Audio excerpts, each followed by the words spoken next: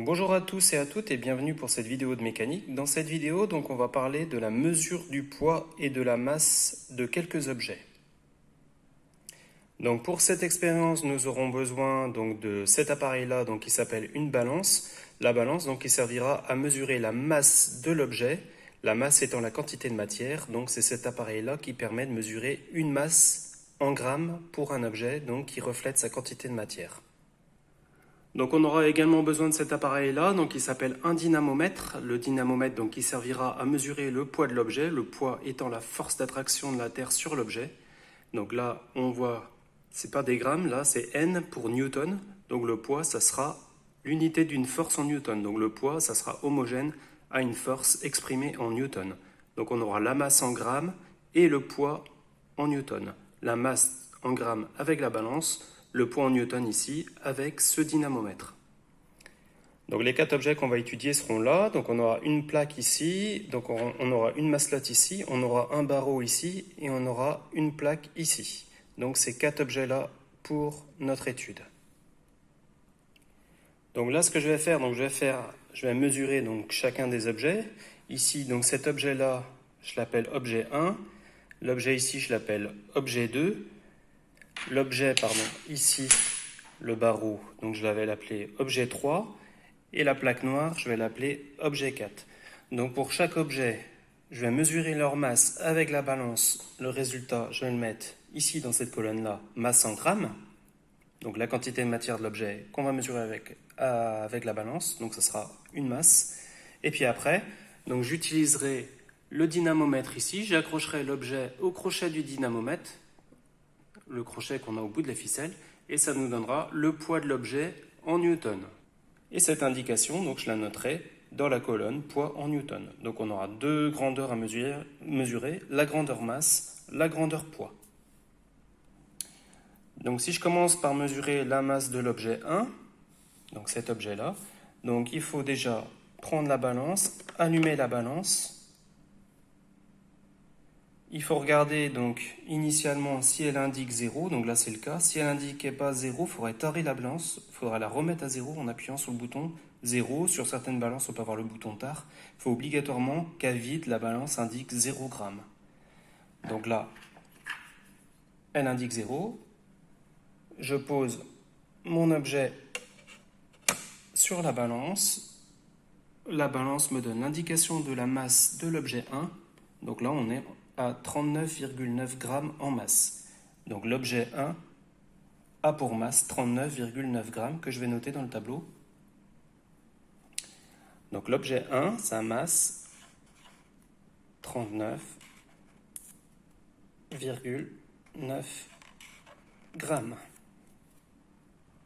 Donc une fois que j'ai fait ceci, je vais prendre mon objet, je vais l'accrocher au dynamomètre. Ici, mon dynamomètre qui est ici, on voit qu'on a une ficelle avec un crochet. Donc je vais suspendre mon objet au bout de la ficelle, c'est-à-dire au crochet. Là par contre, il faut bien regarder, au repos, mon dynamomètre, là on voit qu'il n'est pas sur le 0, il indique un peu plus. Donc là en fait, il faut étalonner le dynamomètre, il faut le remettre à 0.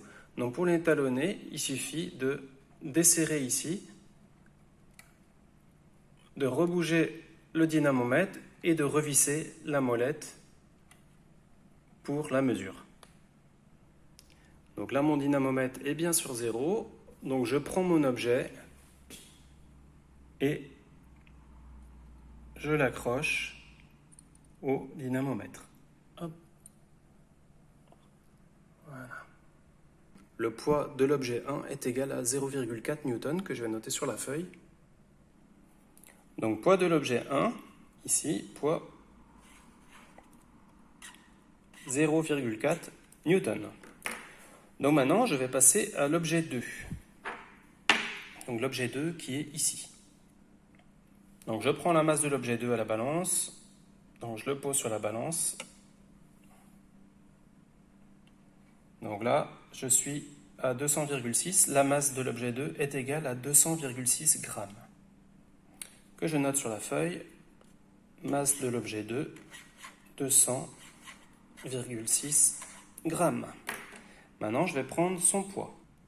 Donc là, je mesure son poids, donc il suffit de l'accrocher Voilà, hop, faut y aller tout doucement. Voilà, et puis là on voit que je suis quasiment à 2 newtons, un tout petit peu moins, 1,98 newtons, un petit trait avant 2.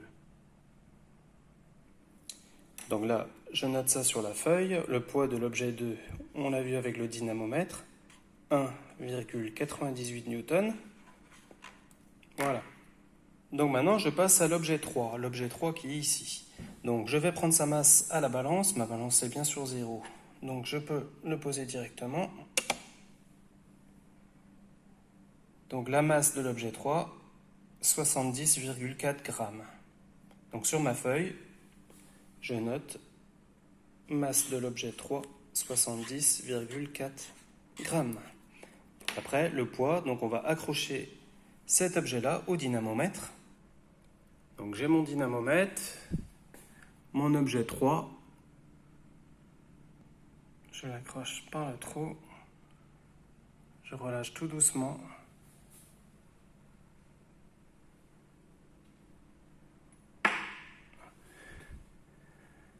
Voilà, j'attends qu'il s'immobilise un peu.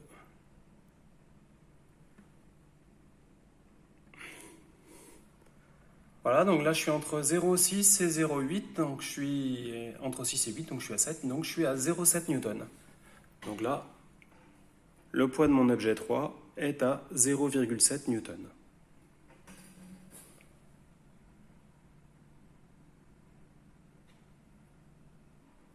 Donc je note ça sur la feuille, le poids de mon objet 3, 0,7 newton. Voilà. Donc après, il me reste l'objet 4. Donc l'objet 4, c'est cette plaque noire. Donc je vais prendre sa masse à la balance. Ma balance indique 0. Donc je peux la mettre directement dessus. Donc la masse de la plaque, 186,5. Donc là, pour la colonne masse, donc la masse de l'objet 4, 186,5. Voilà. Donc après, maintenant, je vais mesurer son poids au dynamomètre. Donc là, mon dynamomètre est bien sûr 0. Donc là, je vais accrocher ma plaque noire, donc ici, au crochet. Donc là, je prends ma plaque.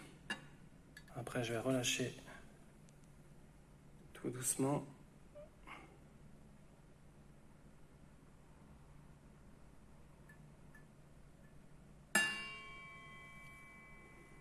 Voilà. Au troisième trait. 1,8, 1,82, 1,84, 1,86. Donc là, on peut considérer que je suis à 1,86. Donc, poids de mon objet 4, 1,86. Donc voilà, on a bien complété nos masses. On a pris la masse de nos 4 objets à la balance. On a bien pris le poids de chaque objet, donc la force d'attraction de la Terre sur l'objet au dynamomètre. Donc maintenant, après, on va exploiter ces données-là par la suite. Donc à l'issue de cette expérience, on va établir une relation entre le poids et la masse. Donc là, j'ai mon relevé expérimental, donc avec mes 4 objets. La masse mesurée avec une balance en grammes, le poids exprimé en newton relevé avec un dynamomètre. Donc à noter ici, les cases noires correspondent à la tare de la balance, donc 0 g, au réglage du dynamomètre, donc à 0 newton. Donc là, on va déjà convertir les grammes en kilogrammes. Donc il faut savoir que 1 kg c'est égal à 1000 grammes. Donc pour changer les grammes en kilogrammes, il suffit de diviser la masse en grammes par 1000. Donc là, je vais faire cela pour le premier objet. Donc j'avais une masse de 39,9 grammes. Donc je vais diviser cette valeur par 1000 et j'aurai la masse en kilogrammes. Donc la masse est de 0,0399 kg. Donc après, j'étire cela aux autres objets, comme c'est la même opération, et donc j'ai les caractéristiques de la masse en kilogrammes. Dans un deuxième temps, donc, je vais déterminer les rapports P sur M en newton par kilo. P sur M signifie qu'il faut diviser le poids par la masse, et cela sera une valeur en newton par kilogramme. Donc je vais faire cela pour le premier objet. Donc j'avais un poids de 0,4 newton, donc je vais diviser cette valeur par la masse en kilogrammes correspondante qui est égale à 0,0399. Voilà, et j'obtiens mon rapport P sur M qui est égal à 10 newtons par kilogramme. Donc après, je reproduis cela aux autres objets, comme c'est les mêmes calculs, et je remarque qu'à chaque fois, j'obtiens 10 newtons par kilogramme. Les rapports P sur M sont égaux et valent 10 newtons par kilogramme. Comme les rapports sont constants, je peux dire que le poids et la masse sont deux grandeurs proportionnelles. Je vais quand même le vérifier graphiquement en traçant le poids en fonction de la masse. Donc je placerai bien le poids en ordonnée, la masse en kilogrammes en abscisse. Donc je sélectionne mes données, masse en kilo, poids en newton. Je vais créer donc un graphique nuage de points avec courbe lissée et marqueur. Voilà. Et je vais mettre en forme ce graphique-là pour l'interpréter. Voilà, donc le tracé correspond donc au relevé masse-poids de mes 4 objets ici. Donc là, je remarque que les points sont alignés avec l'origine du repère. Les points sont donc tous alignés. Donc c'est une droite passant par l'origine du repère. Les points sont alignés. Cela signifie donc que c'est une fonction linéaire. Une fonction linéaire implique que les grandeurs sont proportionnelles. En l'occurrence, les grandeurs ici sont poids et masse. Poids et masse sont deux grandeurs proportionnelles. Et donc le coefficient de proportionnalité, donc qui les lie, poids sur masse est égal à 10 newtons par kilo. Et 10 newtons par kilo correspond à l'intensité de la pesanteur sur Terre. En conclusion, on peut dire que le poids et la masse sont deux grandeurs proportionnelles. On retiendra la formule donc qui sera P égale M fois G, P désignant le poids en newton, M désignant la masse en kilogrammes, G désignant l'intensité de la pesanteur en newton par kilogramme. Donc il faut savoir que sur Terre, l'intensité de pesanteur G est de l'ordre de 10 newtons par kilogramme. Cette valeur-là peut changer en fonction du lieu. Par exemple, sur la Lune, elle est de 1,6 newtons par kilogramme. Donc voilà pour cette vidéo, en espérant que ça vous a plu. Et puis bien moi je vous dis à bientôt pour de prochaines aventures. Allez, ciao!